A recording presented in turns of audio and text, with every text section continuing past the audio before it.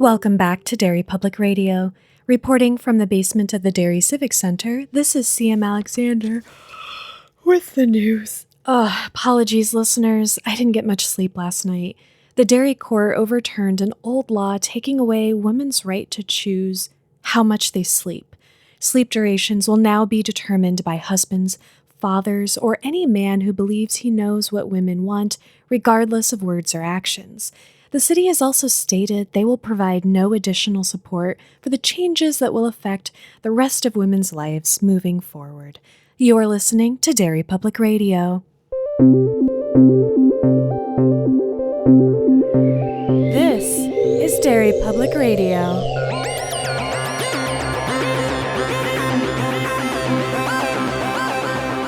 Welcome back to Derry Public Radio, a bi-weekly Stephen King Book Club podcast. I am one of your hosts, CM Alexander, alongside Joshua Kahn. Hey, everybody. And Benjamin Graham. Hey, constant readers. And today we are back with another patron pick from Brock Salisbury, Insomnia, where we are covering through chapter 6, and Josh is leading our discussion. Wait, sorry. What book? Insomnia? Oh, Did you read the wrong book again? Oh, shit, guys. I read Sleep Thinner. Wow.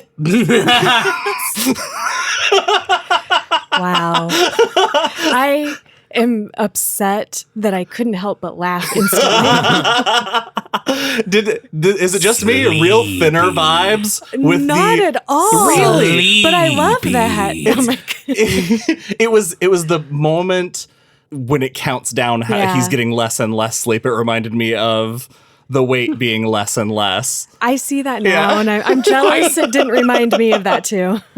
I understand where you're coming from, but it was definitely not in my mind at all. Oh, fair enough. Which is weird because there are other books this reminds me of, not really in style, but just because they're here. Yeah. We get a Dark Tower connection almost immediately, which is wild. And also, I didn't bother looking this up, but Gertrude's from Rose Matter, right? The name starts with a G, but it's not that same character. Gretchen is. But I did think about Gertrude from Rose Matter also. The whole time I was reading this, I was like, oh, cool, they brought her back. Yeah, Gert's gonna kick some guy's ass and pee on him. I wish. It does tie into Bag of Bones and of course, obviously, and a few other things. It's very in that I haven't time. read Bag of Bones. Me either. So, Insomnia, where are we at? First time, it's my first time. First time, long time. That's going to be funnier in episode 2. Just trust me. All right. This is my second time, I believe, and let's not spend a million years on this, but I do have to bring up, and we talked about this off mic, so I'm going to say it because I think listeners might hear it and wonder why. I personally had a really hard time starting this book, even though I read it before and loved it, because we just finished The Shining, and that is a book for me that, as I've mentioned on like interviews and other episodes, I think too, that there are some books where you are so in that world that you're not ready to go to another world for maybe a couple weeks after reading it. You just need to take a break and live in those moments and recover from the grief of stopping the book. And I needed that, and I didn't get it. So I'm still trying to figure out if that is affecting my experience of this. And I don't know yet, but we'll find out. I totally agree that this was a definite, I don't want to say necessarily a downshift from The Shining. It's only episode 1, and I remember really loving this book when I read it in high school. But the writing style in this is just not as prose heavy as The Shining. The Shining is a terrifying book that is beautifully written. And this definitely gives me the more of a feeling of his more, how do I describe it? Just plot driven more than anything else. It reminds me a little of Mr. Mercedes, weirdly, in just the style of writing. For me, it has that Talisman kind of feel, like Talisman and maybe the Dead Zone. I was thinking Dead Zone. Yeah. Where there are times where I'm like, is the main story happening? It's just stuff happening. Maybe I'm just thinking of Mr. Mercedes because our main character is old. I think you are, because I thought of his name's not Ralph. Mr. Mercedes? Bill Hodges. Bill Hodges. I almost called him Ralph Hodges. See? I wanted to do the exact same people thing. are the same. Ageism. Oh, no. Oh, no. No. Is it Ralph and the Outsider? Oh, man. Maybe. Maybe. Is it?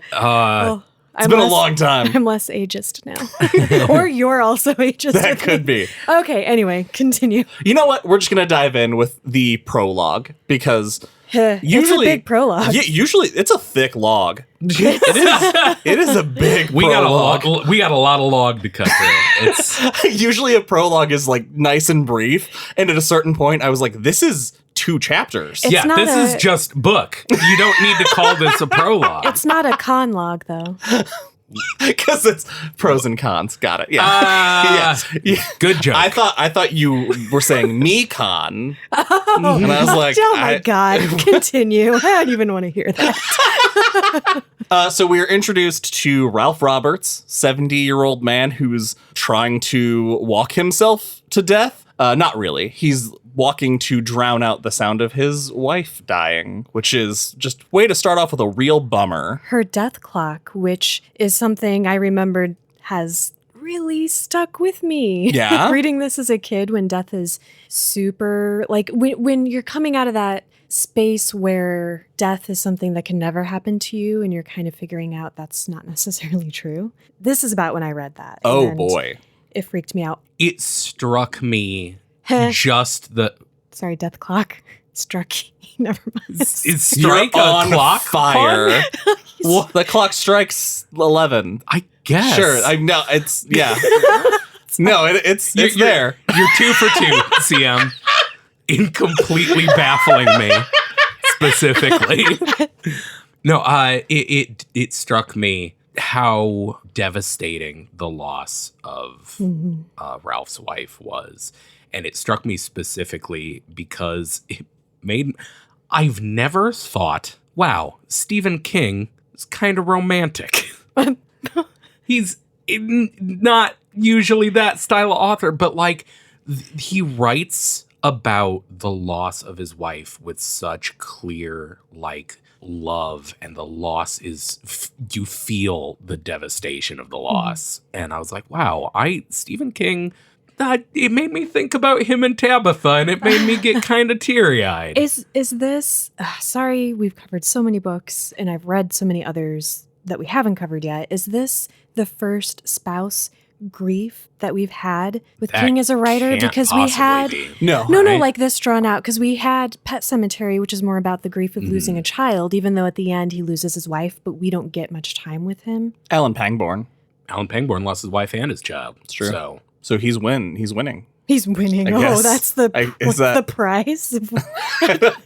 being a badass. I'm a bachelor again. Oh, no.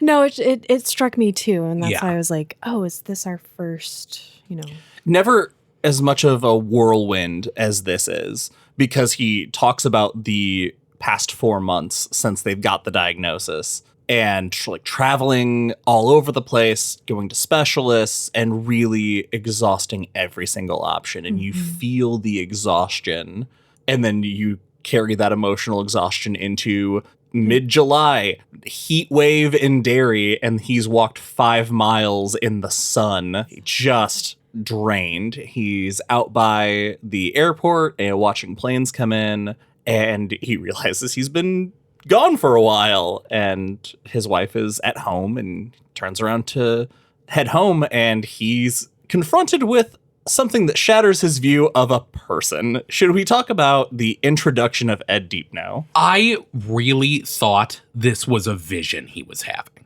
Ooh. I thought going into this that this is all because of 15-year-old memory of this book. So I know some of the stuff that is coming. So I expected this to be like, heat stroke and stress induced vision, dream, because what happens is so immediately wild. Because he says, this is the first instance I noticed something was wrong with Ed Deepnow. And in my head, I was like, oh, he's going to say something or make a crazy face. No, he drives his truck through a gate or something and crashes into a flatbed truck with a tarp thrown over the back.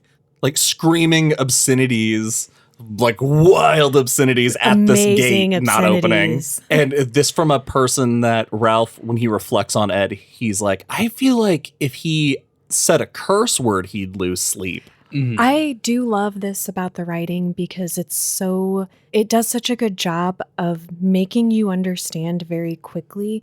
Even though we're being introduced to this crazy psychopath, the way Ralph describes this not being like him is so effective. There's a lot of that, like, kind of mirroring with characters of as things change and as stuff happens to different people that I think is particularly effective here.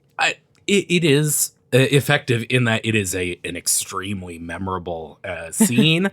I don't know that it's my favorite way we've been introduced to a character because it is immediately a 10, you know? Mm-hmm. Like Ed Deep now is immediately the most I've despised a character in I don't know how long. I thought about that. What would this feel like if we knew Ed before and we're getting this change in him now? Yeah. This made me, from the outset, think that, this is going to be something I'm going to say, and guys, I dismissed it very early, was that Ed was the victim here. Yikes, bud. Well, because, so the clues that I had been given were that there's no reason for Ed to be here. The gate, you have to have an access key, so why would this guy have an access key? So this guy's somewhere he wouldn't normally be found, no idea why he's here. He's acting way out of character. After he slams into this car, he like gets in the driver's face and starts yelling, asking him how many people he's killed today. All of this stuff. And so my brain immediately went to some sort of entity affecting him, some sort of like possession kind of thing. King has given us reasons to fear people coming out of airports.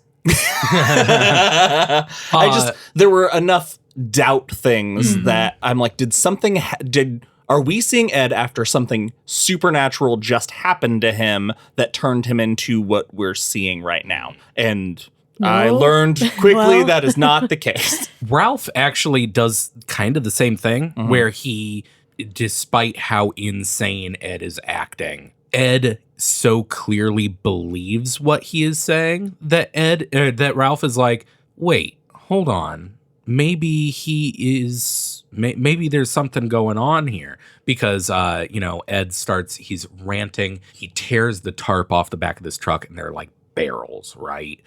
And he's screaming, I know what's in these barrels. He's talking to Ralph because they are friends. The Deep knows they would bring their daughter over. So they know each other. And Ed starts talking to Ralph. Ask the driver about what's in those barrels. And Ralph is like, okay, you need to show me what's in those barrels, man. Well, but Which is the first instance of Ralph being a total dipshit. No, I don't think he does it like he believes him. I think he does it like, this is going to de-escalate the situation. There's obviously nothing in the barrels. Okay. So just show him. Because he even says, because the guy's like, what? And he's like, it's for him. Yeah, he says it's for him. Okay, yeah, he does. He's like, do you want to stop him? Do you want him to stop fucking freaking out? Yeah. Okay. Because the guy in the truck is also twice Ed's size, and Ed has walked up to him and slapped him across the face and is like poking him in his chest. Ed is described physically, and this is his profession, as a research chemist. Yes. The way King would describe someone in this decade. So Ed believes that these barrels are full of dead babies. He is 100% positive, to the point that even when they take the top off a barrel and see it's fertilizer, he's like, no, I know this trick, and reaches his whole arm in searching for something. And Ralph kind of sees the shift in him when he realizes there is nothing there. Yeah, I love that the driver is like, it's fucking fertilizer. I have to cover it up because if it gets wet, there's a chemical reaction. Yeah. Might want to wash your arm off soon, bud. I'm sure it has nothing to do with anything. No, anyway. It can't have. I don't know, Ben. Don't tease me. He's wearing just a pointing scarf. stuff out for He's wearing later. a scarf too that I'm sure. A scarf with Chinese characters on it. Yeah. That I don't remember what that's about. I don't either. But I'm glad because I just pointing out the fertilizer thing for no reason. Okay. Oh, also we meet Dorrance, who was walking by, and he comes up to Ralph and he's like, "Hey, don't touch Ed because I can't see your hands anymore." And he also tells him that he shouldn't mess in long time business. But we'll deal more with him in the next part. We end up leaving this accident pretty gracefully because the truck driver shouldn't be legally driving, and he doesn't know the accident wasn't his fault because he was watching the planes fly in just like Ralph was. Loved that detail to just get us out of that situation. Ralph catches a ride with Trigger Vachon, who is a dry cleaner that pulled up, and takes him home. And everything's all right. Everything is not all right. Not all right. So when he gets home, Bill McGovern, his downstairs neighbor, like they live in an apartment complex. Like I feel like it's an old house turned into apartments. It feels very because they just say that they close. share a house. Yeah, and he's the downstairs neighbor. Yeah. So he comes home and Bill's like, something bad is happening. I called 911.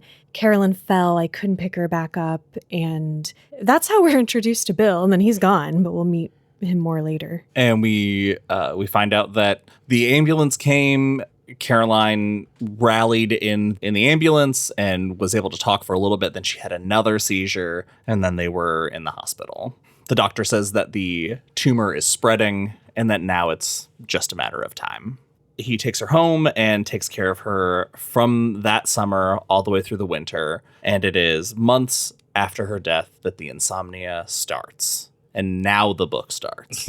That 50 pages didn't count. We've gotten a few It references thus far. Trigger Vachon mentions that they fixed the flooding issue, which I thought was great. Series, and then this very first thing that mentions Mike Hanlon, that Mike Hanlon helped Ralph researching the books on insomnia so he could learn what he was dealing with and try to like fix it somehow. I love. It made me very, very happy. I wish Mike was actually, and I hope he becomes a character. Oh my God, I would love it if we got some more Mike. Especially when Helen starts working at the library later on. I was like, oh, are we going to get Mike Hanlon? I'm really hoping. I'm really, really hoping. I just love too how proactive Ralph is. Yeah. Well, and he's kind of not forced to be, but most people would go to their doctor and ask them because they're the experts, but he doesn't want to do that. And it's such a perfect reason. Exactly. I was just about to say the same thing. Yeah. Because his doctor was the same doctor that saw his wife when she started having headaches.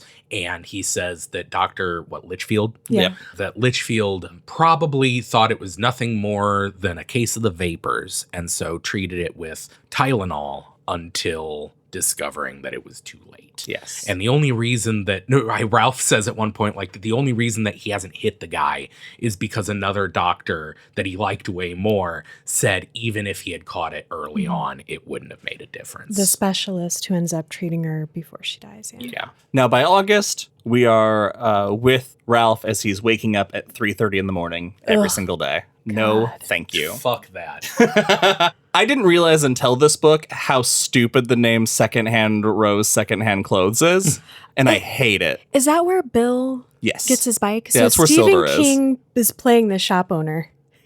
Oh, yeah. Oh, no. I know, because he's a douchebag. Yeah. I'm like, wait, technically, according to the newest movie, that guy's Stephen King. He's going to the bookstore. God, I forgot the name of the bookstore. Handies. Not Handies. Nailed it. Why would it be? Something Pages. Handy Pages. Handy Handy Pages. Pages, of course. And he sees in the window of Secondhand Rose Secondhand Clothes, wanted for murder, Susan Edwina Day, stay out of our city, paid for by the Maine Life Watch Committee. Which freaks him out because back at this, when he had seen Ed, he had had a random passing thought. Hey, Susan Day, right? Or was that Ed what yells Ed it? sang it at the Oh, guy. He says, yeah. hey, Susan Day, how many kids did you kill today? I missed that. I think that played a part in why I thought that was a vision. I thought he was like shining for a second. And he was like, oh. So the Shining is just ruined. Yeah. We get some Shining later. Kinda.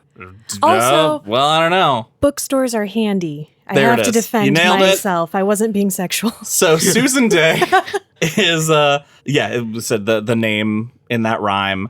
And Hamilton Davenport, the owner of Back Pages, it is in my notes, Back Pages is the store, kind of pulls him out of the fog and is like, what are you looking at? Oh, gee, this fucking guy. Hamilton Davenport, my favorite character in the book. It's my favorite name. It is a It's a cool fantastic name. No, because Hamilton Davenport is like, sees that Secondhand Rose, Secondhand Clothes has this anti-abortion poster. Basically, it's like, fuck that guy.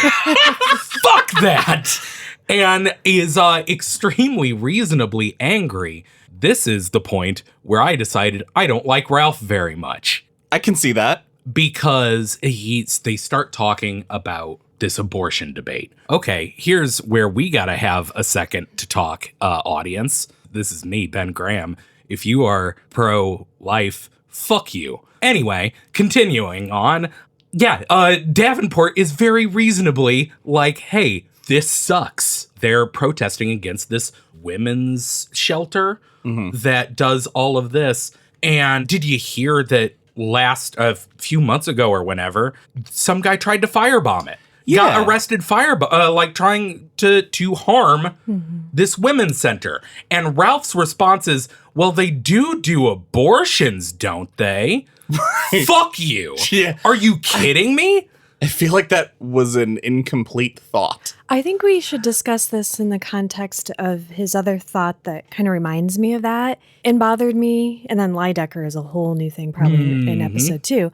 What? Because Ralph he says he was brought up in a time where, and this is in reference to something that happens later, men and women kept things to themselves. And he struggles with how he was raised and what's before him and grappling with what's my role, what responsibility do I have, what do I do, what's the right answer. I don't mind Ralph specifically having that journey of trying to figure out, well, I wasn't raised to feel this way, but let's investigate that.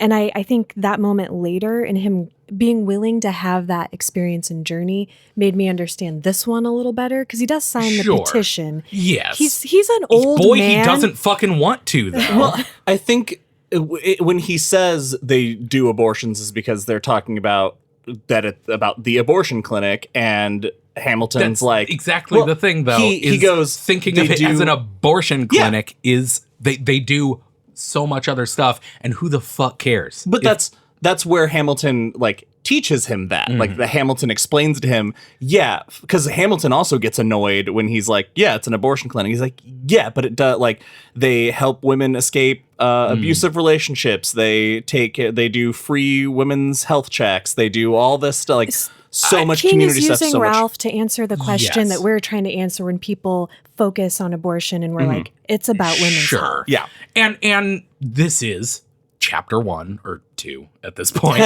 So I expect Ralph to have room to grow, and I will grow to like him. Okay. But at this point, you feel how you feel. But at this point, he's like, oh yeah, you're making some good He's points. uncomfortable, yeah. He signs the petition, which is great, but also he still walks away being like, boy, people get so upset, and I just wish people weren't so passionate. There are good people on both sides. Fuck you. But that is where our society's mindset was back then, more so. And I can't wait for the people who read this, who are in Ralph's shoes, who are the people that it's so frustrating to talk to because they're like, well, they have these kinds of logical fallacies. I can't wait for them to watch Ralph grow, and I hope that it triggers something in them that they're like, yeah, I felt like that character too, and I'm changing because my mind is opening.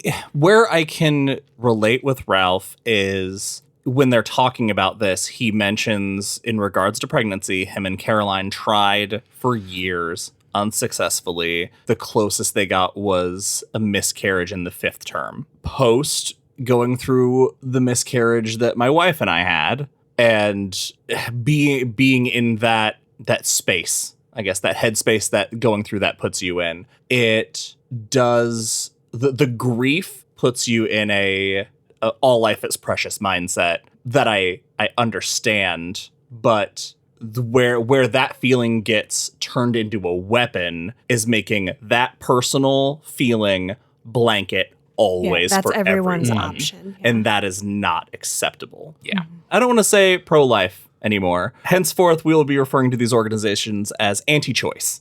And as Ben, you already mentioned, the anti-choice domestic terrorism that happens, that it was threatened against them. The reason they're trying to bring Susan Day in is Susan Day is a political activist. They are trying to shut down women care in Derry, and their petitions are to bring Susan Day to bring attention and try to get people to save woman care. So that is what this back and forth, the reason that he insinuates the owner of Secondhand Rose Secondhand Clothes put the sign up there is because he found out Hamilton had a petition to bring her.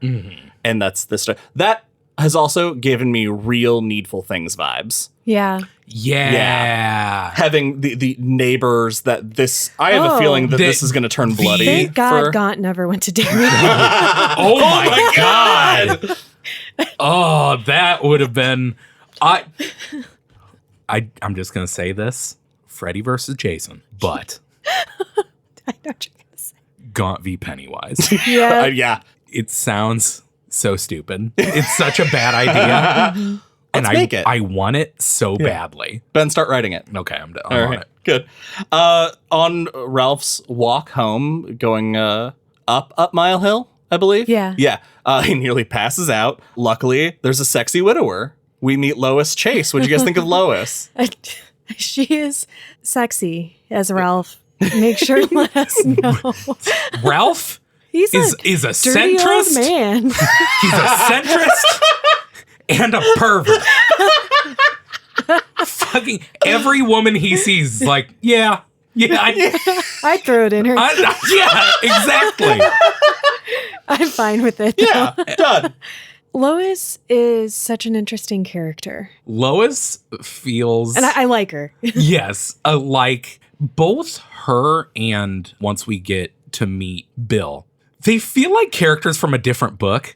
Is that just me? Yeah, no, I get it. Because they are in a... They're in a sitcom like Golden Girls. They are absolutely in the Golden Girls. And I love them. And then Ralph's just like a fuddy-duddy. Ralph's just like, I'm tired. Ralph is the Stephen King screenplay episode for the Golden Girls. There it is. Okay. Anyway. Yeah.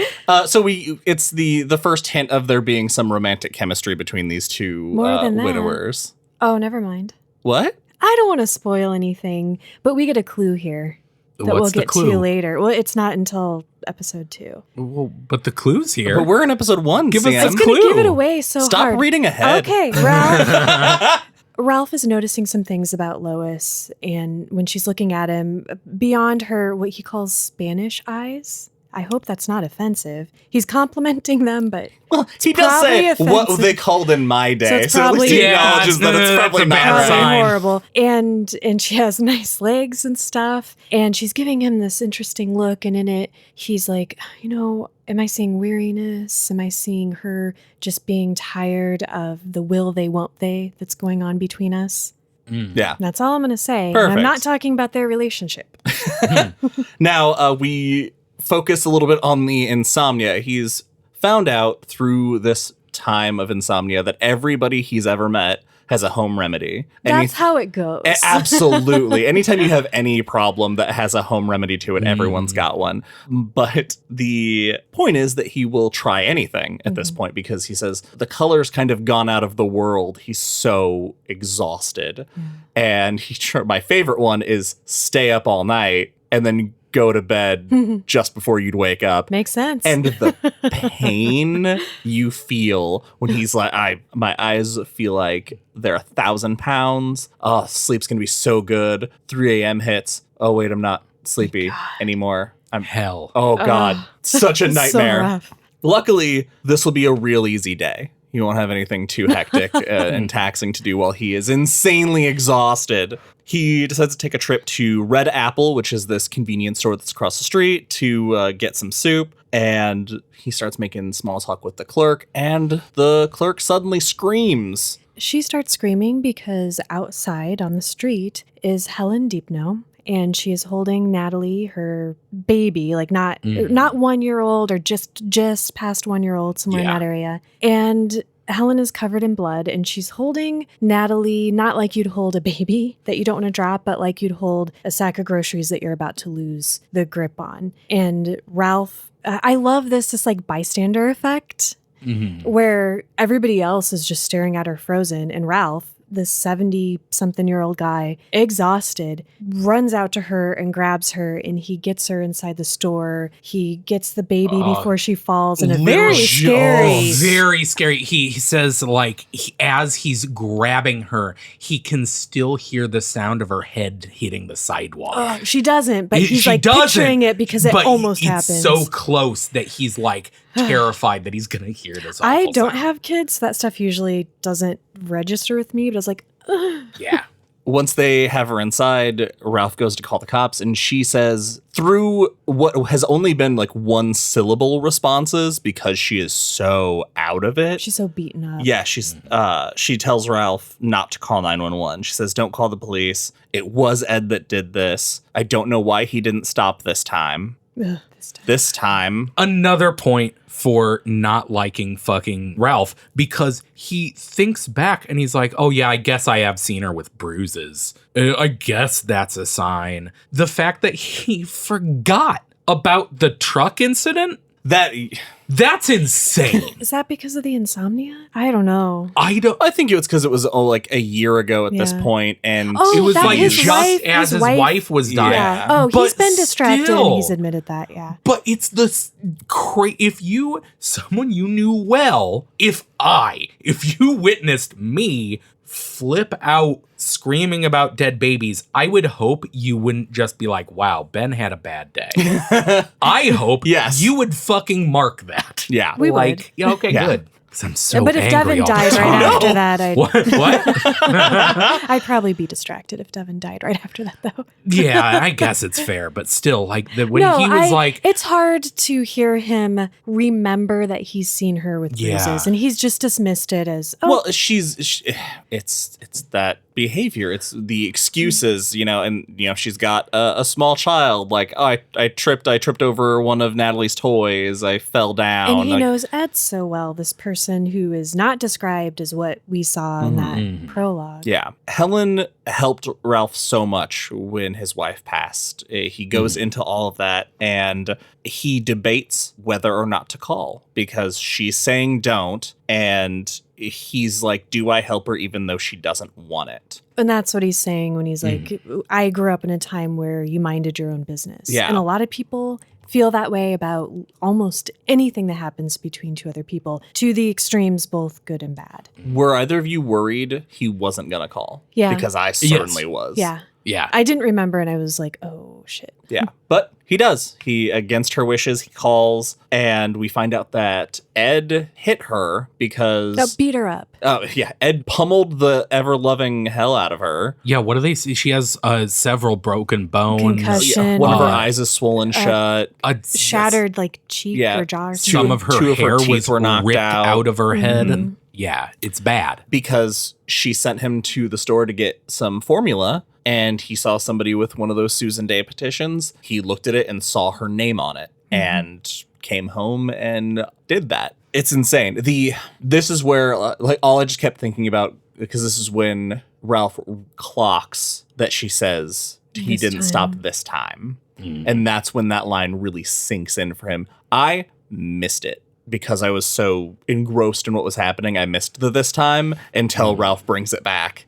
And it made me sick. It made me so disgusted. This is also where I realized that this book was going to be hard to read because of the abortion issue, because as we know, like we started reading this book as Roe v. Wade was. Yeah. I mean, to get to Ed. Yeah. I do not know the last time I have hated a character as much as listening to Ed's rant was physically very difficult for me to listen to because when was this book written? 90s, yeah. 90s. And when I read it in the early 2000s, this was the ravings of a lunatic, which it still is. But now it's also a mainstream political belief. It's so tough. And I fucking hate it so much. It makes me so unbelievably angry that like I had to listen to this chapter in 10-minute bites. We honestly couldn't have picked a Worst time. I was going to say a better time. This book can never hit us harder, God willing, than it is right now. And that is this. I think that's going to make this an exceptionally interesting book for us to discuss. And I'm really looking forward to that content. Not so much the content I'm going to have to read, I bet. Can I make a comment Yeah. about the issue? Yeah, Yes. absolutely. Please. I want to share something for everyone, no matter how you feel about it personally, no matter how your personal feelings play into what you think other people should or should not do. And I just want to say real quick that if you don't like your entertainment to get political, please recognize that that feeling is a privilege that only some people get to experience. The rest of us are affected by these issues in such a way that we can't escape them. So, must be nice not to worry about your autonomy and body being controlled by others in such a way that you don't want to hear about how upsetting that is for those of us who are the target of these injustices. Anyway, abortion has always been around, and it has always been regulated to some degree. In the 19th and 20th centuries, there were no laws on the books about it, and so states had the freedom to create their own interpretation of what this needed to look like. And beginning in the 1900s, they started restricting and banning abortions. There's a book by Leslie J. Reagan, When Abortion Was a Crime, that talks about how the American Medical Association decided in 1857 that they needed to outlaw abortion partially to get control of women's health out of the hands of midwives and into the hands of doctors, which is just one of several motivations that she discusses. So what's interesting is both sides claim racist motivations too, because this wouldn't be the land of the free if we weren't shitty and stupid about it. One side claimed that white Protestant Americans feared immigrants taking over and essentially wanted to force white numbers up by banning abortions. The other side claimed that they wanted to control women of color to keep non-white numbers down.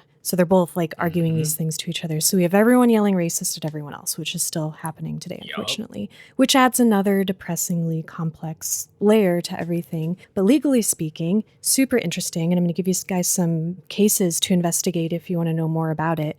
Setting aside for a moment the ethical and moral arguments, literally no one can agree on what constitutes life. And this is how we got trimesters. The primary problem from a legal standpoint is if scientists and doctors can't agree to what life is, the Supreme Court didn't feel like they were the ones who should get to decide what constitutes life. Weird. That doesn't sound like the Supreme Court I know. And so I'm not going to go into the history of the definitions and trimesters and everything, which was actually really interesting. You know, what beginning of life has meant over the decades, how it's changed. But you guys should listen to the episode about Roe v. Wade on the podcast Stuff You Should Know, which is I'm basically summarizing all of the really interesting information that they put together, all of the amazing points that they made. So please check that out if you get a moment.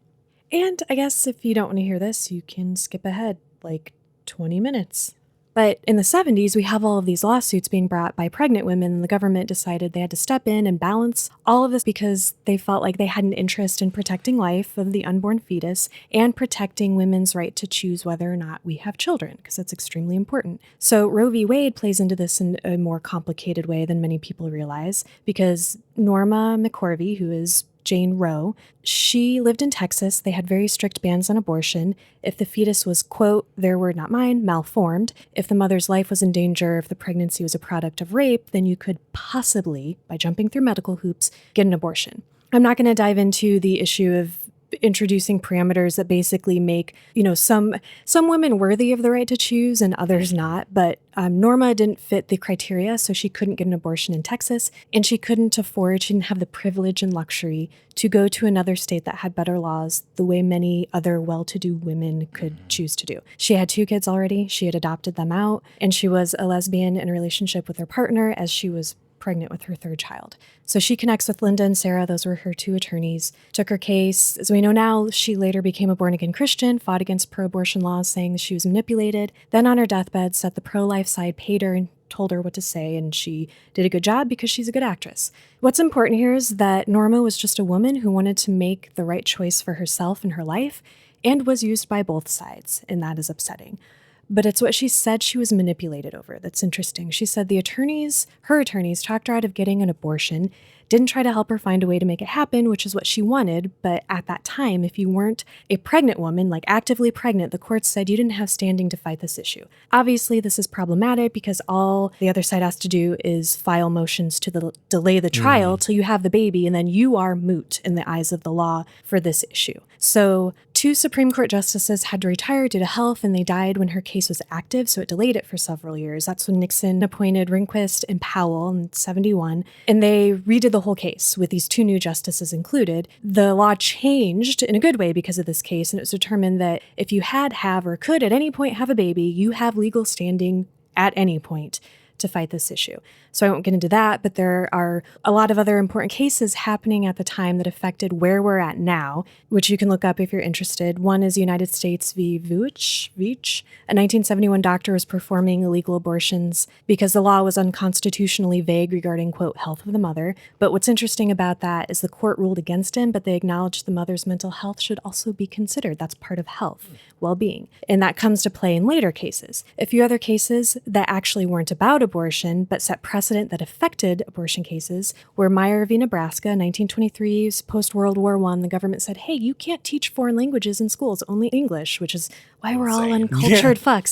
They weren't feeling good about Germany. Pierce v. Society of Sisters, 1925 Oregon case saying all kids have to go to public school, not private. These are going to come into play. So because they affected both the 9th and 14th Amendments, which is what Roe v. Wade was built on. So basically this means Supreme Court is like, hey, just because a constitution mentions A, B, and C, it doesn't mean that other things that we're dealing with aren't protected or shouldn't be protected. We have other rights that explicitly aren't stated here because the world has changed. Our forefathers could not have anticipated the issues we're dealing with today and technology and all that. So as we know, the 14th Amendment is all about equal protection under the law with due process. This is extremely important and is a majority of why right now when you step out of your door, you're going to see a bunch of angry women talking about men getting the fuck out of their bodies. The Constitution was written at a time before the internet, for example, which opens up a lot of issues of rights and legality. And it was written by men, and maybe if women had been part of that and included and had a say, things might be different. So women are not represented in the Constitution. And the Supreme Court recognizes that, and they believe, most of them, that the Constitution should be a living, breathing document, not a stagnant, sexist, racist piece of fucking shit. And our society and country changes, and so too do our laws. Also extremely important and possibly a real problem, which I'll get to in a second, is Griswold versus Connecticut regarding substantive due process. This was a 1965 case that said which this goes to the point I was just making, even though the Constitution doesn't say Americans have the right to privacy, everybody, I think, agrees Americans have the right to privacy, and we want that. This is scary because it affects what's referred to as the bedroom cases. This is where you get into whether or not the government has the right to tell 2 dudes who want to push their wieners together, or whatever you guys do when you're alone, whether or not they can do that, or 2 women who want to be together. Is this sex a crime? And do they have the right to do it?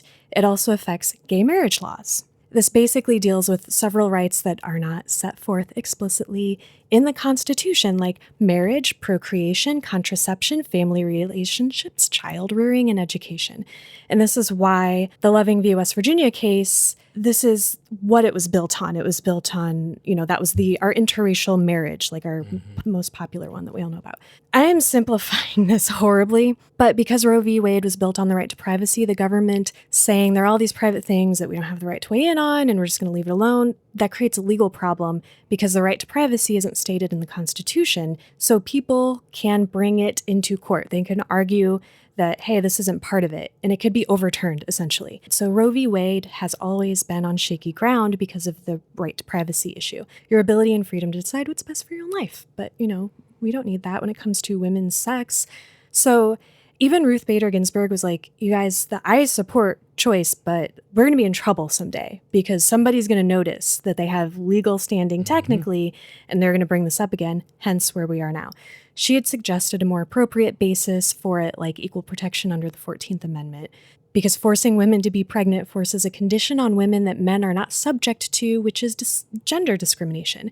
And that's part of the Equal Protection Clause. Way firmer legal standing so people who are against abortion wouldn't be able to poke holes in it. Another thing that this podcast pointed out is the reason we had an influx of abortion cases in the 60s is because of the social changes taking place at that time, which was basically women getting out from under men's thumbs, women in the workforce, taking birth control, taking their own lives over, having autonomy in what they did and how they were treated. So, self-determination, like that's also important. That's why we as women tend to get very upset about this issue. There was another case, John and Mary Doe. They couldn't take birth control for health reasons. So they're like, hey, government, you are infringing on our rights as a married couple to have sex without getting pregnant. Check out Doe v. Bolton also, because the court there's like, okay, a woman can get an abortion for any reason, and it's not our business why she wants it. This is extremely important because the arguments that I see, even on the side, that I'm also on, really focus on reasons people think everyone should be able to support for abortion, like rape survivors, incest survivors, which yes, and I get what you're trying to do. You want to like connect with people, make them understand why it's important. But we're also then making it about judgment and morals that other people can impose on us. The reason you want an abortion is not important. And I can't say it any clearer than that. Stop saying there are good reasons, because that opens a door for bad reasons. And if you don't want children, that's your reason, and that is not a bad reason.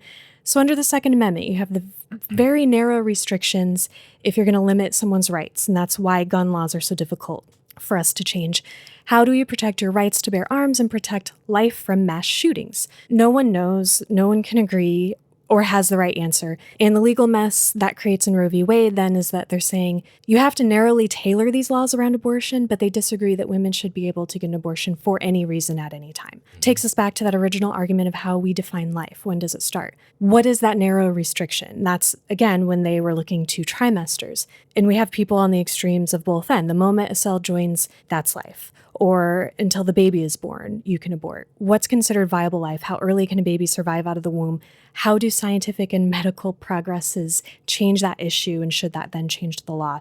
And we're all really just too stupid and emotional to figure it out together, and instead we fight about it and alienate each other, which is hard not to do because we're so pissed off, which is why I wanted to talk about this, because I don't want to alienate anybody. I want them to think. Basically, abortion rights are a sensitive and important issue. I know people in my own life who aren't pro women's health, I'll call it, and don't understand why it's so upsetting to so many of us and why we push back with those arguments like you're trying to control our sexuality, our lives. And some women want babies, and that's great and fantastic, but no one can ever understand the fear of someone like myself who doesn't want children that I have of accidentally getting pregnant. This leads me to my final point. There are several important research-based studies that have followed women who have had abortions, and the result are this. Pregnancy for women might force a mentally unhealthy life on them and their children if the child isn't wanted. This was called the Turnaway study. They had 1,000 women put into 3 groups, those who sought an abortion 3 weeks after the deadline and were denied, those who sought it 2 weeks before and were granted, and those who got one in the first trimester.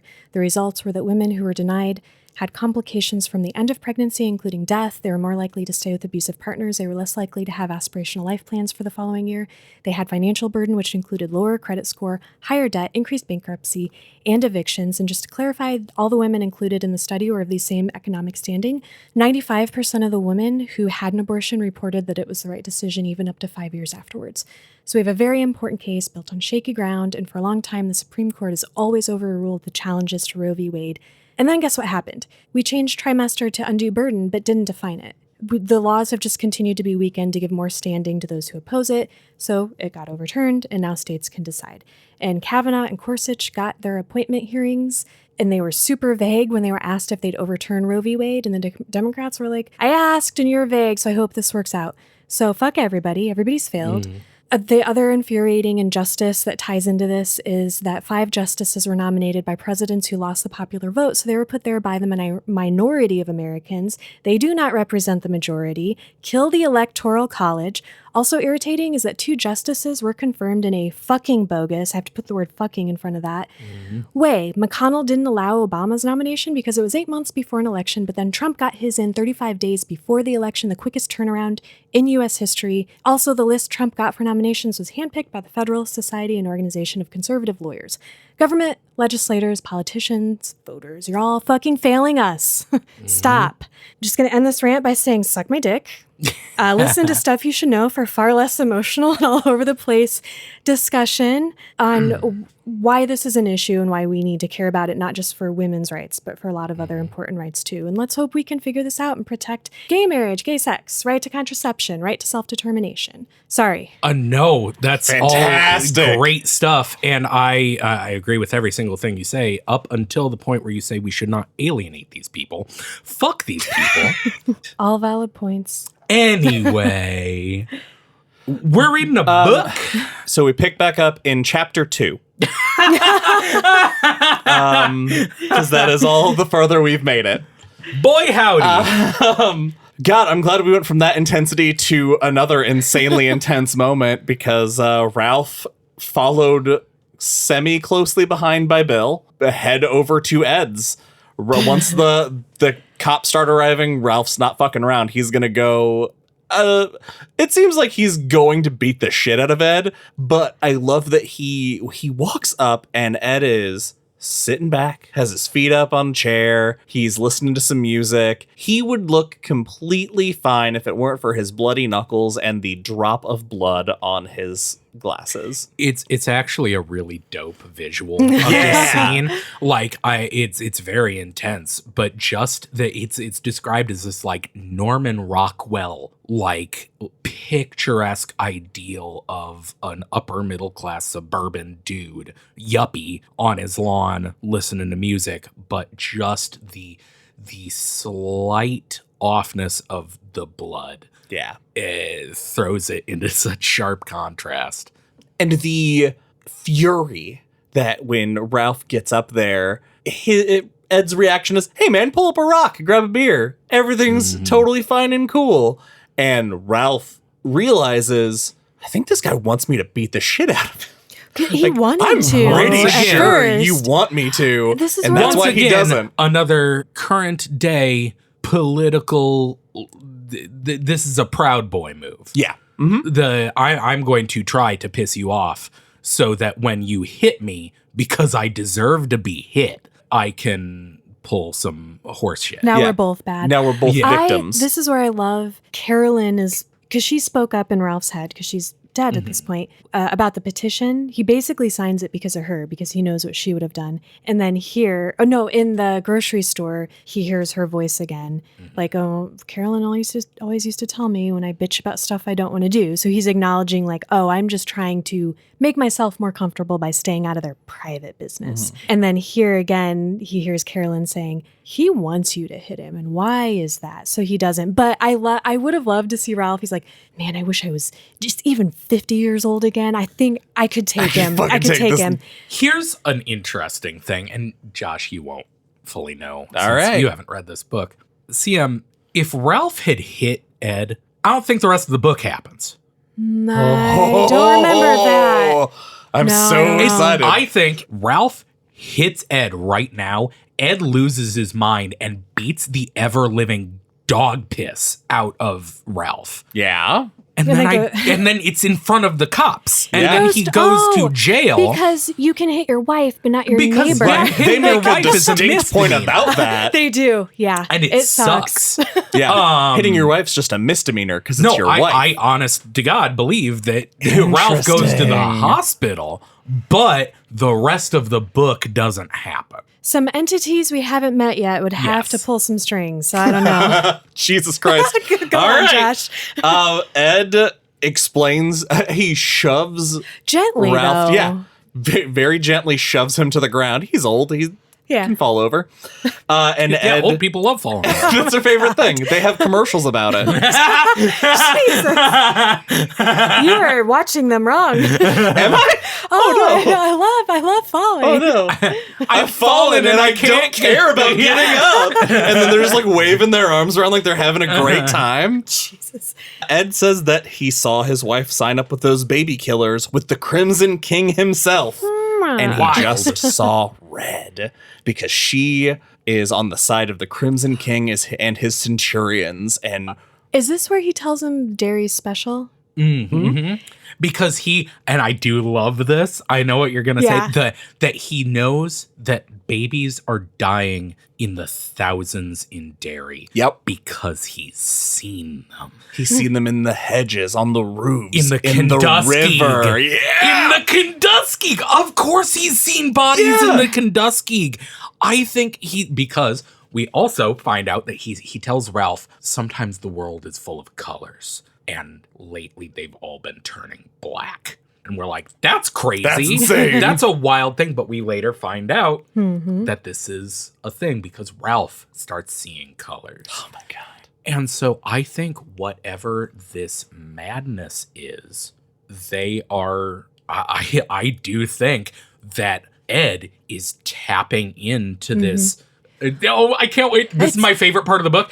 It's a different level of the tower. He's seeing a different level of existence, and he's seeing the latent psychic damage that Pennywise caused in this town. He's seeing ghost babies, and he's attributing them to the Crimson King. That's amazing. Did you also catch the beam reference? No, what? He says that, the Crimson King's like jumping from host to host. It's like an Antichrist situation. And he thinks he's going to succeed this time because Derry's different. Derry's special. There are, I forget his exact wording, but he's talking about the beams. There are powers, there are lines of power converging. I just took that as like ley lines. No, and it's the beams. Yeah. Oh, cool. I love when the police show up, and at first Ralph is so angry because they're so casual, and he's like, Ed tricked me for years. He's good at playing sane.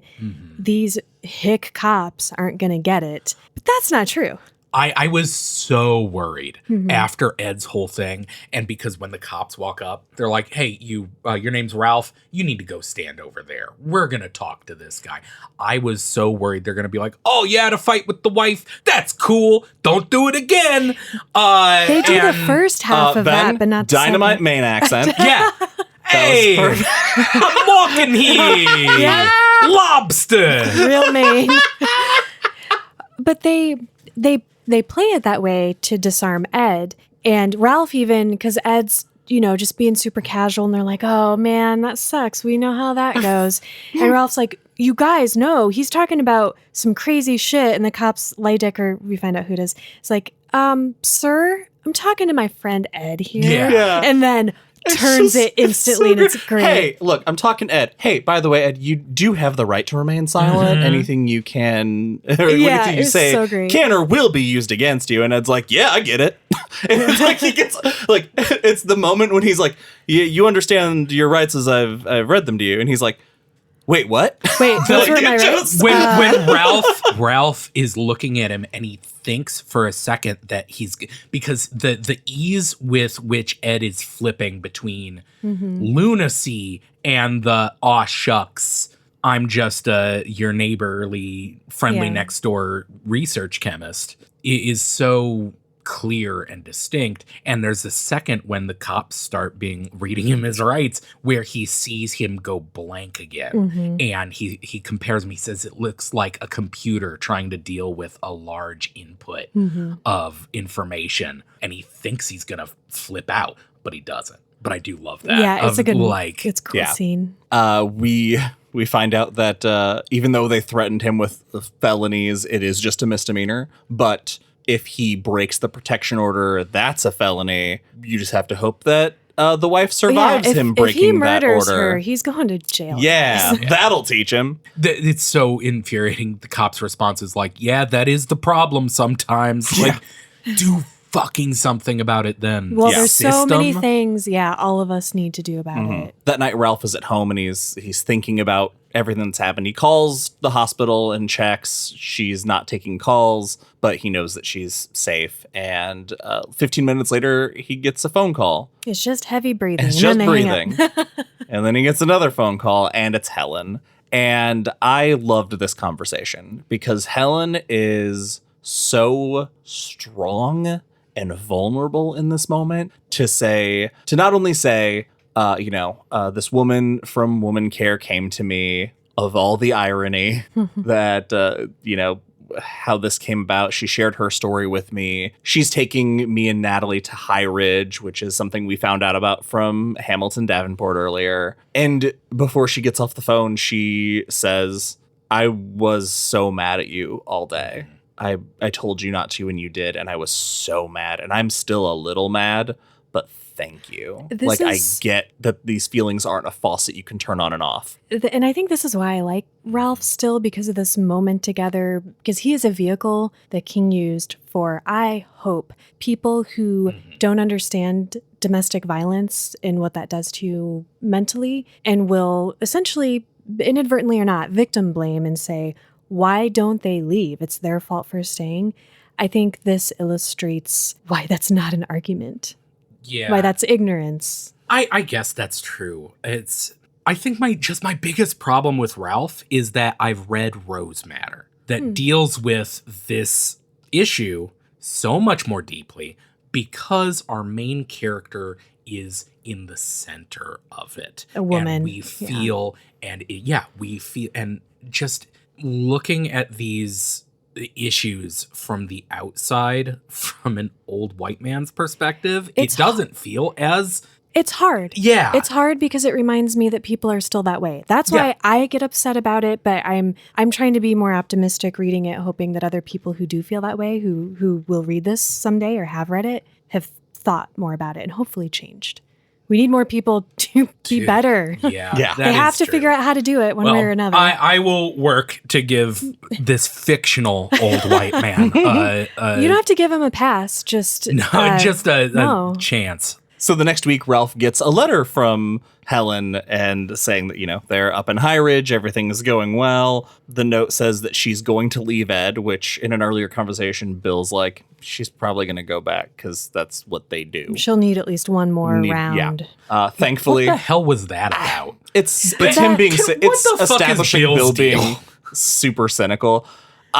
Man, Bill's going to die before the end of this book. I can feel it. We're being given a glimpse into what people think and why this remains an issue, unfortunately. So the note says she's leaving Ed and that Ed, he'd been kind of losing it. She caught him talking to himself when she said something to him about it. He said he was talking to the tiny bald doctor. Sure, that's nothing. Well, considering the first part of the book, like the first book of the book is called The Tiny Bald Doctor. Or Little Bald Doctor. Little Bald Doctor. And as we leave this, Ralph laments that his sleep window is getting smaller and smaller. So on September 10th, we have the first demonstration of the Friends of Life at Woman Care, where some people were arrested, Ed being one of them. They find out kind of secondhand, and Lois is saying, hey, I know the receptionist there. I'll get all the details. Let's meet up later and I'll fill you guys in. They just know that Ed was arrested. They, when she leaves though, she waves goodbye and he sees blue diagonal lines coming from her fingertips. And Bill walks away with her and their footprints are like those dance tutorial videos that are like leaving an impression. I do love this moment. Yeah. First I want to talk about, because there's also this moment where Bill and Lois are like dancing. It's a Golden Girls moment. Yes. And there are some young folks across the street that kind of point and laugh. I didn't like that. I wanted them to be laughing in joy. It's a bummer, but also this was a big moment where I was reminded of Bill Hodges. And how much more real Bill Hodges feels as an old man. Does that make sense? Oh, yeah. Absolutely. Because this is very obviously Stephen King writing about old people as a young man. Yes. Yeah. Right? Yeah. They don't feel as like just realized as Bill does. Right? Yeah, I felt that too. Yeah. But I do love this moment of that's not a criticism. It's not a criticism. It's just like, I don't know. It's different. You get a glimpse of King's progression as a writer. Yes, yeah. It's so good. It's so great. Makes me really want to read Finders Keepers. Hell yeah. Really bad. So Ralph has decided he's going to make one last-ditch effort, he's going to try sleeping pills before he resorts to calling his doctor. And that's when we meet my favorite character so far. My second favorite character of the book. He used to be Joe Wise, but now he's older and wiser. Joe Weiser, the pharmacist. I'm so glad you did that. I fucking love it. I love it so much. I love Joe. Ralph goes to a different pharmacy because he doesn't want to be seen at his because he's buying condoms. And Condoms for sleep. condoms for sleep. Yeah, that's what sleeping pills are. They're condoms for sleep. They're condoms. No, I'm pushing back against this. Explain yourself. You're making a stand on this. No, I refuse. Listen, I just lost What does a lot that of mean? rights. I refuse to explain myself. No, I'm that's gonna fair. pull that card forever. That's fair. I can't argue against that. I've never fought for anything in my life. But I am fighting for this hat. Okay, so Ralph is in the aisle. He's looking for stuff, and Joe startles him, and I imagine, like, turns and with his hip and butt knocks a bunch of things onto the ground. It's a very meet Because it's cute. Golden Girls. Yeah. It's a meet cute. And they strike up a conversation, and Joe is very forthcoming. He's like, "You don't want that stuff. It's not going to help. I have an interest in insomnia because I used to suffer it." That's so fucking real. Yeah. Sleep aids suck. Especially when your problem isn't the problem that Ralph has. The finding out that Joe has wrote papers in college so cool. about it. He's I done love- so much research. He's such a oh my god, this is a weird pull. The bad guy cook from The Stand. The big kindly cook that everyone loves. And he's just like a big friendly dude. He's the guy that at the end he's like the first one to turn against Flash. Yeah. But he just reminded me of that, of like, he just seems so nice. Yeah, he seems great. They go out for a slice of pie and coffee together. Yeah. Which is, pharmacists just leave all the time. That's probably how that works. And I wrote this line down because I love it so much. He's talking to Ralph about explaining what he knows about insomnia. And he says, sleep is an overrated hero and the poor man's physician. It's so great. What did you guys think about this lunch scene with the two of them? Ralph sees the auras here, like, big time. He watches as Joe is eating pie, and there are all of these colors around the pie, and his colors are changing as he's experiencing it. And he's seeing it as Joe just mentioned hyper reality. Yeah, so he's like, "Oh, I'm having He's kind of normalizing all these experiences, Right. And almost, we'll find out later, not further normalizes them by making a very interesting referral that I feel like probably would have worked. The acupuncturist. Yeah. Yeah. And to someone else too. And a hypnotist. Yeah. Yeah, he gives them those recommendations. Because he basically tells him if he takes those sleeping pills, because Ralph's problem isn't falling asleep, it will destroy the good sleep he's getting. Yeah. This is the note that I made was that Joe and Ralph's interaction reminds me of Rose Matter, in a much different way, but the relief in finding someone who just wants to help. Oh, when Rosie goes into the when she meets that store. first guy. Yeah. I could see that. Yeah. A lot of shade. God, there's so many just shades of other things in this. So he leaves the pharmacy and he sees something so amazing, he stops in his tracks. This is my favorite part of this section that we've read, because I can picture it so clearly. It's one of those moments, it's a Stephen King moment that we love to talk about, where I can see, like a movie. If I were directing this movie, I can see this shot of him walking through the sliding doors, and you can see through the doors and it's normal. And as the doors, he steps up and the shot is from behind him. And as the doors slide open, the colors spill in from the outside. That may be just all in my head, but it's so the way the colors surprise him, and it's everywhere. It's like the elevator scene in the Shining movie. Yeah. Yes. The note that I made was, I finally get the references you guys made in Revival. Did we talk about Which Insomnia and references? Revival? Yeah, you guys brought it up. CM got very excied because you guys both been almost so said long. It was like 3 years ago, man. I've never forgotten. What is it? When Jamie is with the record producer and they go to see Jacobs they go to his revival tent, and it's the first time he sees like the ant The faces. aura, He yeah, sees the picture. the prismatic. Yeah. He says Oh my god, I gosh. forgot We're about so that. smart, Ben. We are. He mentions seeing prismatic colors around people, or he thinks he does. Yeah, well, that's when he develops that camera that like takes pictures of people's auras. Isn't that a that's thing? after. The scene I'm talking about is way after that. Oh, It's okay. when he's in the revival tent and he sees just color. Right. Insomnia is in a lot of stuff, and there's a lot of stuff. It's Insomnia. It's an interesting. It's. Component. I feel like this is a type of King book. Yes. That are call them King remixes, where he takes so many of his ideas from other books and kind of just mashes them all together in a really cool Like new Tommy way. Knockers. Yeah, honestly, yeah. Yeah. They're remix books. Yeah. I like that. They're fucking great. And Dreamcatcher is a remix of Tommy Knockers. Okay, sorry. That's why we all love Rose Red so much. Oh, We love remixes. The balloon strings.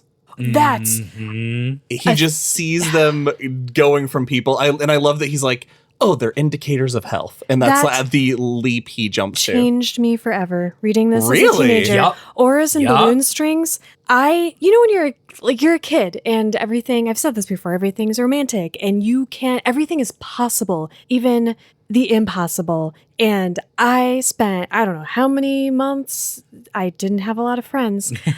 Just anticipating, like, am I gonna see auras? Am I gonna see balloon strings? Like, I don't. It was so No.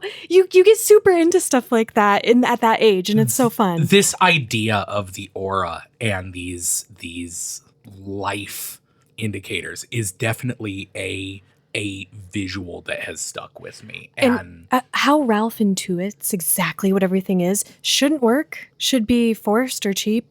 I love it. Yeah. It's great. it's such a wild like world building that it's so out there that you're just like, yeah, sure. Yeah. If I'm seeing I also- auras, I believe that you know what they are. Like, it all works. I also kind of believe it because of how fucking tired he is. Where he's just like, yeah, that's probably it. That's And the he's other so ready thing to commit. is like at this point you're like this is just him seeing things. Like, you don't know if it's a real thing that he's seeing or if he's just hallucinating.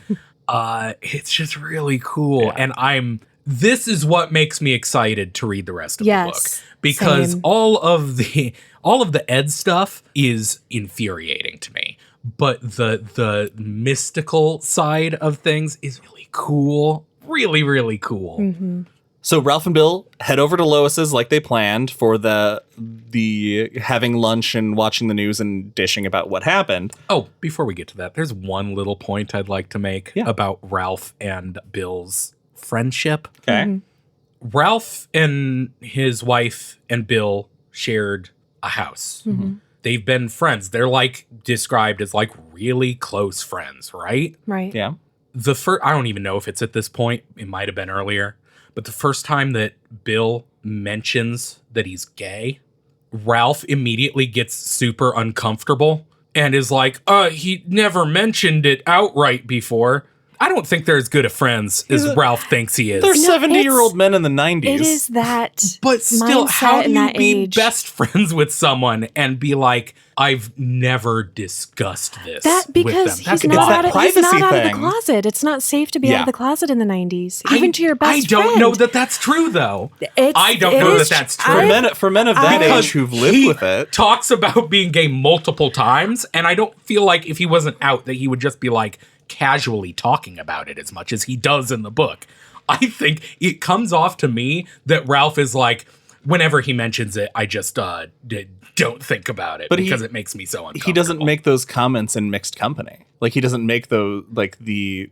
Sure, but if they were as close friends as they seem to be, I don't think this would be the first time. he had okay, ever hold mentioned on. it. I can answer this Okay. because I have gay friends who I Brag. thought they were gay, but I didn't know if I should be like, hey, it's okay. Like, I wanted them to do what they needed to do when they needed to do it. Maybe that was right or wrong. I'm sorry if it was shitty. They didn't come out to me for years. And they came out to me when they decided, like, I'm going to be out and I'm going to be myself. So, very close friends who, like, spend a lot of time with and love and care about, it's the times. I strongly believe that. Okay, I may have said something really stupid because now I'm thinking about it, and I came out this year. So, Yeah, that's a real good point, Ben. never mind. All right. Okay. Oh shit, I didn't know. See? You did not? know. Yeah, He did it on I'm TikTok. Pan. What up? I'm never on TikTok. Oh, okay. It was a great video. I loved it. Yeah, okay. I thought it was a sorry. Shakespeare thing when people were mentioning Pan. Yeah. Fucking A. Puck. So, I'm Puck. Puckin' A. fucking A. As they're gathered at Lois's, they find out that this core group of the Friends of Life are from the more radical group, Daily Bread, which one of the most notable why I laugh domestic at that. terrorists, Charles Pickering, who was the guy who tried to firebomb the clinic. Who wants to take us through the Friends of Life and their, quote, spontaneous actions at Woman Care? Oh, if you're filling baby dolls with sacks of blood that explode So on spontaneous, impact, though. Not very spontaneous. That's premeditation. I also... They were just planning a water balloon fight later in the day. A really weird water balloon fight. Actually, in the context of a water balloon fight, fucking rad. I'm so into that. I'm just imagining it in a public park. Jesus. Yes. Not making a statement, just being metal as being fuck. fucking weird. Sorry. I was creeped out by the interview on the news that they watched with Ed, Yeah. Charlie, and this. Again, Dan Dalton. modern Yeah. day alt-right shit. Yep. Making one crazy guy to make the other guy also saying crazy bullshit seem reasonable. Yep, that's their Fuck whole that. dynamic. Ed says abortion is the ultimate act of abuse against women in a sexist society. Insane. He also makes really strong statements that I still believe sound crazy. Yeah. Yeah. Yeah, no, he sounds like a lunatic. Yeah. But because the guy next to him is like gibbering and shaking, Is people are like, that that- other guy looks pretty cool. Is that why Yeah. the news anchor wants to bang him? Yep. Because between the two, he's the better choice? Yeah. Aw, Yeah. I feel bad for her. She's lonely. You can do better. In this moment, they also talk about the Susan Day is definitely coming to Derry. And the news reporter says, like, basically asks, can you guarantee her safety? And Ed says, I guarantee there'll be more protests. Yeah. Full stop. In a world where babies are being killed, I don't think you can guarantee anything. You should be on the Which Supreme Court is- justice with that vague. Fuck. I hate this dude. I Yeah. hate this fictional guy so much.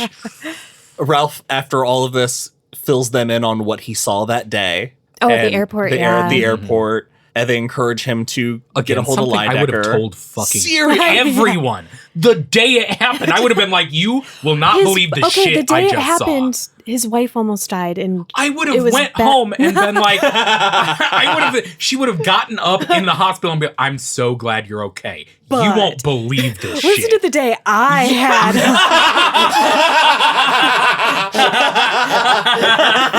Oh my God. Okay, fair. Jesus. That night, Ralph is home and he sees his phone turn blood red when it rings. That's so cool. That's fucking insane. He's Yeah. like, yeah, it's Ed.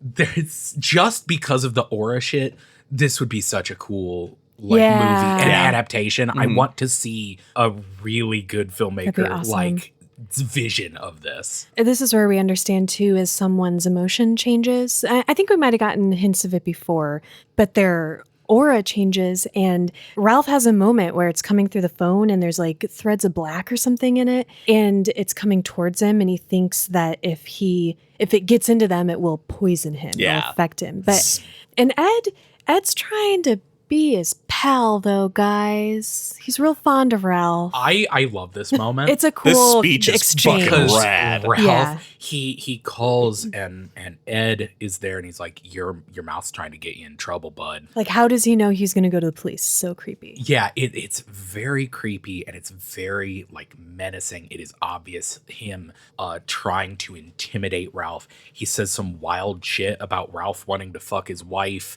which is like, oh, that's crazy, except how much Ralph thinks Yeah, about how then much he wants later- to fuck his wife. But he's like doing this intimidation thing, and Ralph doesn't play into it. He's just like, hey, bud, you're being crazy. What is it that you, and it it kind of breaks Ed. It like he says Ed seemed to have called with a script in his head, and now that I'm not reading his script, he doesn't know what the fuck to say, which is so true for people like that. And is this where when he breaks, he's like, "Are you seeing Are the you colors seeing the yet?" colors yet? Fucking Yeah. A. And then he's like, you said you had been fond of me. I like you too, and so I'm gonna tell you once, like you need to stop. You are getting involved in things you cannot understand. There are entities in Derry that you do not want to be caught messing with. That's a tough omen, Ralph. Any guesses, Josh? No idea. We are now in the fall, and we are waking up at 2:15 in the morning. Ben, that'd be like 10 a.m. for you. Hours that should not exist. Helen writes that she got a job at the Derry Public Library. Mike hired her, and Ralph sees Bill in the park crying.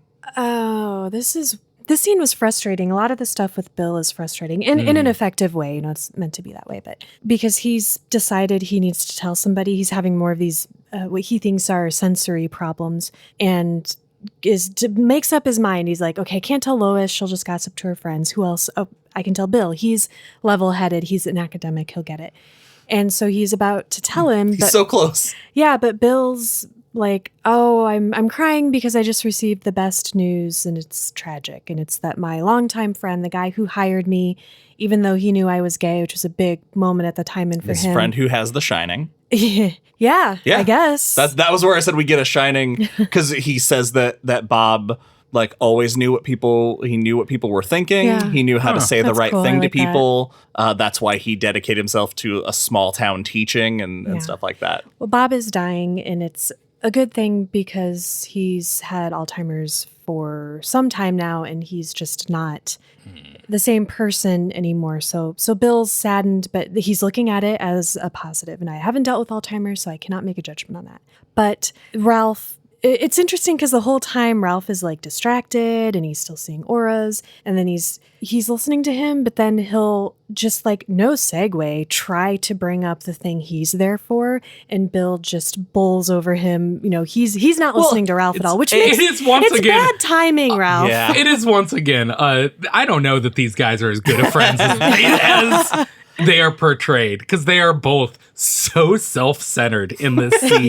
They are, yeah. And Bill particularly, because I also think this is the scene that as they are leaving, Bill tells a homeless person to fuck off. Yes. And I'm like, oh, That is- wow, what a piece of shit. I don't like this guy either. He is cynical through and through. Yeah, and then immediately Ralph has a thought about how generous he is. And I'm like, what the fuck are you talking about?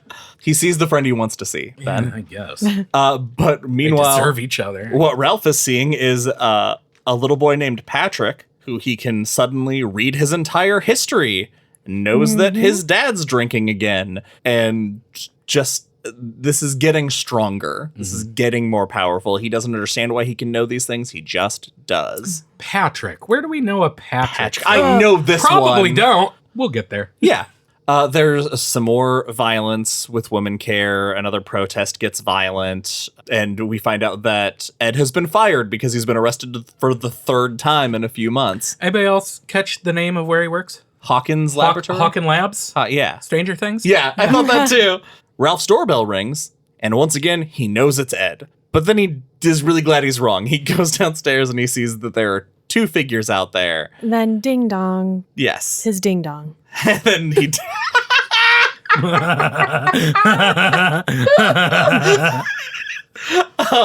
on the other side of the door are Helen and Natalie, and we are introduced to Gretchen Tilbury, the 6-foot-tall blonde woman who has a magnetic appearance and demeanor about her. They come upstairs for coffee. What did you guys think of the coffee date? It was a sweet moment because of what we've seen Helen go through and the baby, and you can tell that they're okay, and she is taking charge of her life, and you feel like she is going to be okay and things are going to be good. What's fascinating, though, other than Gretchen calling Ralph Daddy-O, which I fucking loved, coming out of her, I loved it. Did you feel that there was a vibe there, though? I thought was there a was some vibe. sexual Yeah. chemistry. It's weird. But Gretchen is a lesbian, so I don't know. Yeah. Anyway, I liked that. But we find out that Natalie, the baby, can see auras too. That was great. She's like reaching for them like she's playing. So Ralph finally, like, I feel so good for Ralph because we haven't really talked about it this way, but this has been a trial for him. This is very upsetting because he's like, what is wrong with me? This isn't stuff I should be able to see. And so when he's like, she's a baby, but someone else sees it too and is interacting with it. And then he thinks about how babies are always, Josh, you can answer this because I don't know, like grabbing at things that aren't there and stuff like that. All the time. Yeah. Baby's got stanky wizard eyes. That's true. That is true. Stanky wizard eyes.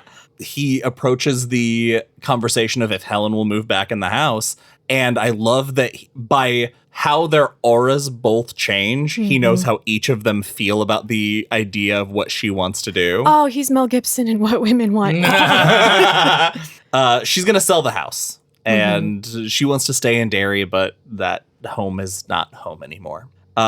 We have some more. The image of the balloon strings reaching the ceiling and coiling around, I thought was so fucking cool. Sorry, we didn't say that Ralph has this strong feeling that he should never touch that balloon string because if he does, it could be something bad for that person and him. Yeah, I cannot wait to find out what the fuck that is because that sounds amazing. We find out that Helen and Gretchen are on the welcoming committee for Susan Day. They are basically additional security for while she is in town because they've gotten like 30 some threats. Half of them they think are credible. 2 of them are about blowing up our studio. I know. That's so fucking rude. I didn't even make that connection.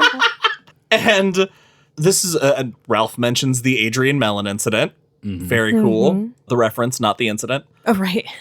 And they hand Ralph a can of basically watered down tear gas and tell him that he's been officially designated a centurion. And I went, which freaks him out. Yeah. That's like, a word how do you know Ed that used. word? Yeah. And we find out that they, not just this group, but the police, maybe even the FBI, they have people embedded in this group. And they got a list of centurions that Ed passed around, people to be watching out for, and all of them are on the list. Ralph and the mayor are the only 2 men on the list, but she's like, congratulations, you made the cut. And because Gretchen says it, I'm like, yeah, all right. Like, she sounds like she's ready to kick some ass. Be on a list It for is her. too bad.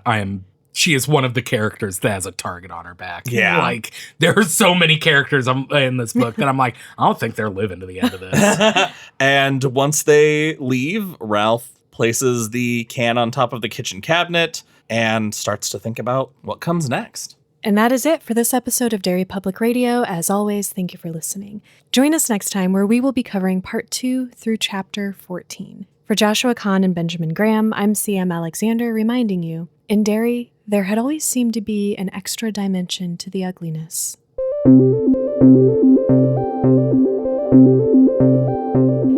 Hey everyone, CM Alexander here. Thank you for listening to Insomnia Part 1. We hope you enjoyed it. I have some bits for you that didn't make the final cut of the episode, but first, I want to share with you that we have a brand new supporter of the show, SKL Stephen King Lovers. Visit our friends at Stephen King Lovers SKL, the largest Stephen King fan group on Facebook. They are the friendliest, most informative, interactive, and fun Stephen King fan group around. Join them on Facebook for in-depth conversations, giveaways, and general nerding out with fellow King fans.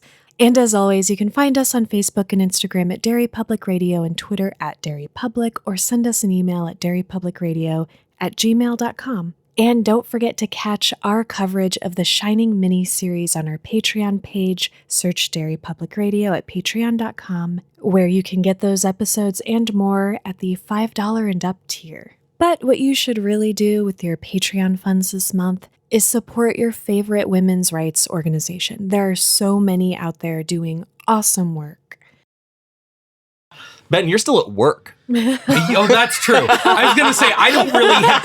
Okay, can we talk about this? You have an equivalent. Can It's we just talk not about all of our 3:30 a.m. relationships with sleep? Because mine is not great. I do have to say. Yeah. Yeah. Because listeners that don't know, I work 3rd shift. and am just nocturnal regardless. So yeah, I can't really say anything about waking up at 3 o'clock is insane because I don't go to bed until hours after 3 o'clock. So it's kind of different. When we were filming my web series Against the Odds, cheap plug, we were filming in a bar and we started filming at 3 a.m. And so there was a series of time where I was setting my alarm for 2 a.m. every day to load up all the gear and take it to the bar. But I sleep like a rock. I fall asleep fast and I sleep all night. I am so deeply jealous. Ben.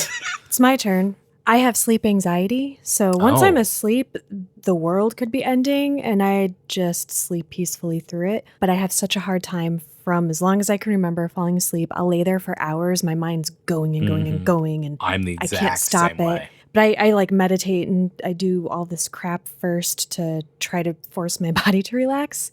And so as a kid reading this, before I learned all those techniques, and I would just be awake for hours every night, no matter what. This was scary because and especially to a teenager, there's that little element of, oh my God, is this going to happen? Like the first night, you can't fall asleep like for 30 more minutes past when you usually finally fall asleep. You're like, shit. Yep. No, I completely agree. And as someone who has had a bad enough time sleeping that I have experienced hallucinations. Oh my God. It sucks. Can I call you out on your sleep, CM? About something I learned about you whilst we were sharing a room? Can I preface this by saying that I was willing to risk Canadian jail and never coming home because I nearly killed Josh. Yeah. Proceed. Oh, And I love you. I should say I sleep soundly throughout the night. I also snore like a wounded, dying animal. That doesn't I snore even really so accurately. loud. My snore. If we is at a travel together, I'm getting my own room. I was gonna say I have to be